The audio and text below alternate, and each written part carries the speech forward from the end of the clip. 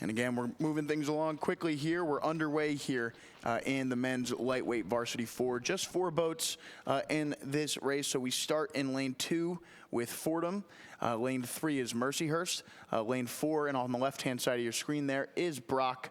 And then the focus on your screen here is lane 5, Gordon. But you see Brock there, and then the oars next to them peeking through of the boat from Mercyhurst. And there is a nice shot to show you that it is Mercyhurst, your leader here, as they hit 500 meters.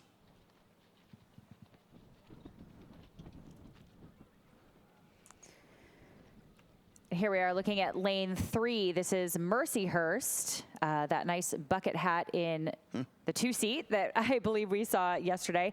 So we do have a nice blend here of IRA crews and ACRA crews. And if you are unfamiliar with both of those are 2 different championships that will be happening in the next few weeks. The IRA goes to varsity programs, and the ACRA championship goes to club programs. So the ACRA championship has grown quite a bit, hosted in Oak Ridge, Tennessee, and all of the club teams that are not IRA schools or not qualified or not qualified to go to IRA will actually go down to Oak Ridge, Tennessee, which is a beautiful venue if you have not been there. So right now, though, we are looking at Mercyhurst, who is an IRA school, so they will be going on to the varsity championship. Fordham, I believe, going to ACRA.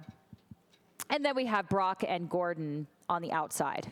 Yeah, so Mercyhurst, always a competitive lightweight team here, looking to win this James J. Lynch Trophy in the men's lightweight 4. They had the fastest time yesterday in the time trial at 6:29, winning their race by just over 23 seconds. So no surprise here to see them striking out into the lead. And I thought that was really interesting when they were a little bit closer with that Brock boat.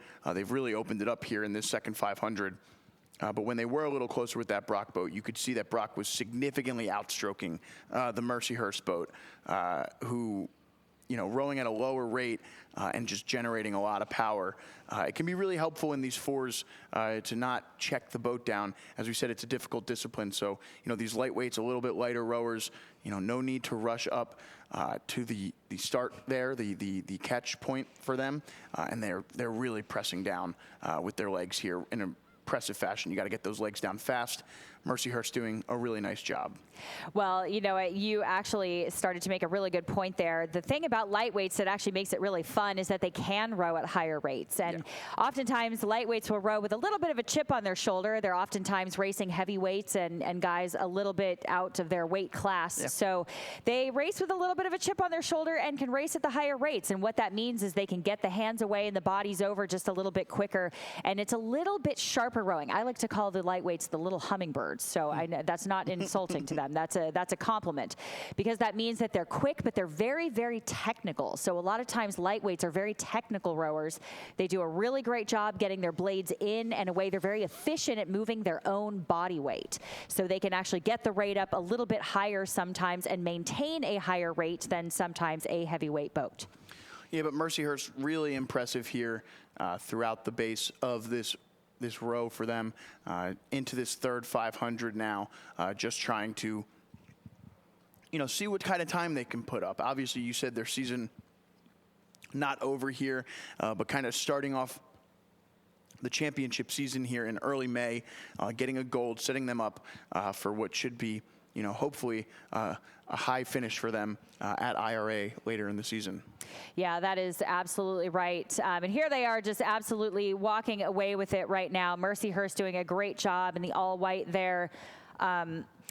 Yeah, the 2-seat there in that bucket hat, making quite a statement, maybe a little bit of free speed there. We're not entirely sure, or if that's all skill or the hat. I'm not entirely sure. But either way, it is absolutely working for them. Yeah, you got to love a little style in the boat. Although, I'd prefer if all 4 were connected, showing a little bit of team. You do like there. Fashion cohesion. You guys got to look the same. You got to look like a team out there. You know, individuality is not the the sport for you here. Yeah, you are right about that. So we are looking at Mercyhurst again, and then just behind them, the crew from Brock, and then we will go to Fordham in lane 2, and then Gordon in lane 5. So quite a spread in this, actually a bit more than I would have expected in this lightweight race here. I thought the margin might be a little bit tighter, but you never know, again, what we're seeing out in the time trials and the semis. So anything goes on race day and how they handle a little bit of wind. So that's why we love racing, right? If we knew the result, we wouldn't come out here and do it. So Mercyhurst, again, just walking away with it. They are in the red buoys now, the finisher chute, and up comes the rate. Yeah, I really like this shot with our finish line camera, just kind of showing you those trees there a little off in the distance, letting you know just, you know, what these wind gusts might feel like here. It's pretty strong movement in those trees, so you can tell that the wind here is picking up just a little bit. That's right. Mercyhurst finishing this race at a 44-45. You almost can't even get full strokes in at that point. That is really impressive here. Well done to Mercyhurst in first, and we will have just a few moments before our next few crews cross the line. Yeah, and again, we see this finish line here.